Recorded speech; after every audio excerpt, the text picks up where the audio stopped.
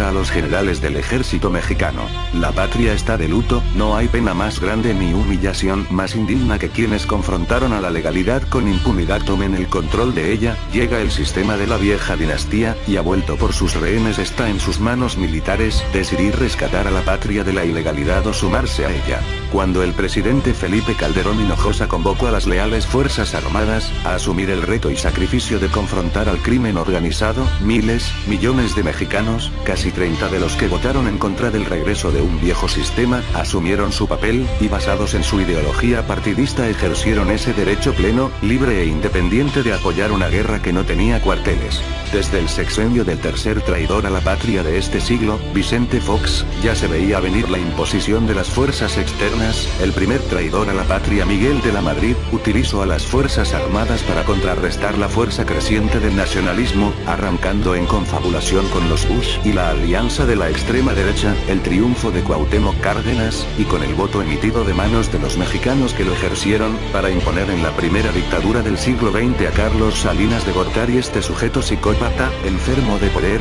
formado bajo la doctrina de la tesis neoliberal, emanado de la escuela de asesinos de Harvard, siguió la línea de entrega de los activos del país, y para ello se escudó en la figura de las leales Fuerzas Armadas, cuyo honor da origen al engrandecimiento de México, y con la tirana fuerza de su enfermiza mente, se impuso para poder efectuar la venta de activos de empresas paraestatales, fue metiendo a la cárcel líderes obreros, desapareciendo conquistas de la clase trabajadora, y destruyendo al lado que pasamos de ser granero y yunque, a consumidores de nuestros productos impuestos por los Estados Unidos, gracias al Tratado de Libre Comercio con América del Norte. Vino el expandimiento comercial, y a costa del sacrificio, pobreza y destrucción del tejido social mexicano, el salario se ha mantenido para equilibrar una inflación, que se mantiene flotante por la oferta y la demanda mundial. Vivimos a expensas de que los ricos nos den migajas, mientras los pobres no tenga para comer. La clase media, la que siempre ha votado por mejorar y lograr ser mejores, circunstancialmente hoy, votó por la izquierda, y muchas familias de clase media se fueron a la ruina en estos últimos 30 años de neoliberalismo.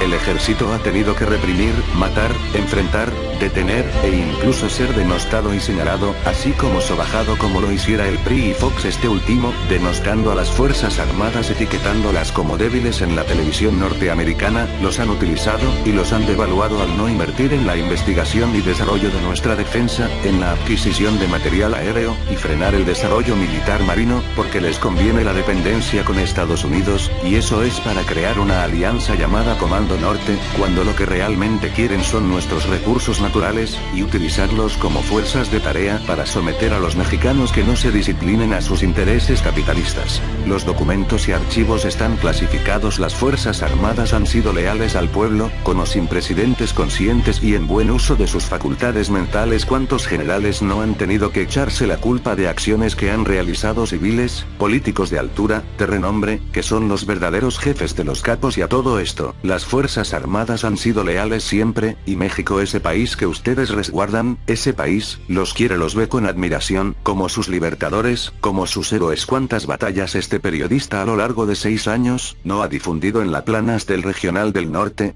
Planas que, manchadas de tinta y lágrimas, que narraban el dolor de familias, que pedían auxilio al ejército mexicano, porque eran rehenes de criminales que hoy ya convertidos en dictadores obtuvieron el poder, con el voto del hambre, del que no lee, del minusválido, del ignorante, del indigente, de ese que se puso un precio, y del narco. Pregunto a la gran estatura moral de las Fuerzas Armadas: ¿es justo lo que les han hecho? ¿Es justo lo que estos nos han hecho a los mexicanos? Ustedes tienen ya la última palabra. Bush, Salinas, Fox, y ahora Enrique Peña Nieto, con todo un aparato del viejo régimen, y toda una cadena bien organizada, han hecho y deshecho en contra de los mexicanos, simulando una democracia. La clase media quería un cambio, pero 400 familias quieren subordinar al ejército mexicano, para que sean sus cancerberos contra el pueblo, un pueblo que solo les sirve de esclavos a estos. Pido como mexicano, como periodista, con la pluma en la mano, con la hoja que representa el periódico que los ha apoyado el Regional del Norte, ante los movimientos nacionales que se avecinan en todo el territorio nacional. Único, no disparar ni una sola bala contra su pueblo. Y no ser provocados como lo hizo la CIA en el 68, en donde disparando a un soldado, culparon a estudiantes y dispararon contra la población. El 1 de diciembre del 2012, 60 millones de mexicanos le estarán diciendo a Enrique Peña Nieto, que no lo quieren. Dejen que sea el pueblo por la vía de la paz el que decida, el que se manifieste, pero vigilen a los agentes externos, a la CIA, a la DEA, a Televisa, a la SIR, pregúntenles qué intereses tienen con grupos de poder neoliberal, y se darán cuenta que lo que le platica este reportero es verdad, y que por la televisión y la radio, no se puede expresar el sentir de ese pueblo que los ama, que los ve combatiendo, y cuando los ve, piensa que cada soldado puede ser un hijo, o un padre, una madre, una hermana. Señores generales del ejército mexicano, México somos todos. Todos queremos vivir en la medianía, no como esclavos. Los próximos 6 años quedan en manos de ustedes. A nombre de una sociedad que se siente orgullosa de sus fuerzas armadas.